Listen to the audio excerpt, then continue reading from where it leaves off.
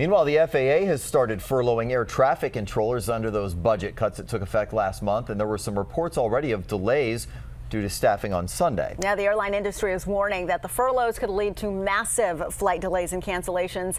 John Gonzalez is live at Reagan National Airport this noon with more of the details. John? And Tanae and Scott, already this afternoon, a lot of red on the monitors here at Reagan National Airport. The furloughs have kicked in, and those at the top literally will be the first affected. The ones way up there inside the air traffic control tower, about 13,000 air traffic controllers. Meanwhile, on the tarmac, travelers left waiting longer. The arrival and departure boards here at Reagan say it all. Don't like the delays at all. If you do the math, up to 1,500 air traffic controllers are now being forced to stay home daily. For frequent flyers like Jason Sanders, that could mean unusually long delays on the tarmac. But one thing I don't understand is with the number of vacation days and holidays that people take, why they couldn't plan their resources better.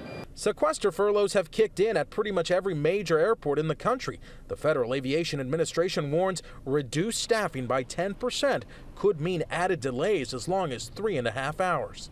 Our ride into Washington was pretty rough. We had a delay at every stop. These friends from Illinois have already been waiting at different hubs this morning. Foolishness. It's foolishness. And the long delays actually started for New York travelers yesterday evening. But over the next week, there could be serious delays if we don't end this sequester. So it should be a first order of business when Congress gets back to try and end the sequestration. How often do you fly? Every week. Charlotte Airport and DC Airport, two of the busiest airports in the nation, and with the delays of controllers rotating out, it could affect the flight patterns. And that traveler absolutely right. If you are flying today, make sure to check the status of that flight and give yourself extra time. When will these delays be done? Well, we understand these furloughs will continue through September, saving the FAA about $200 million. Reporting live at Reagan National Airport, John Gonzalez, ABC 7 News.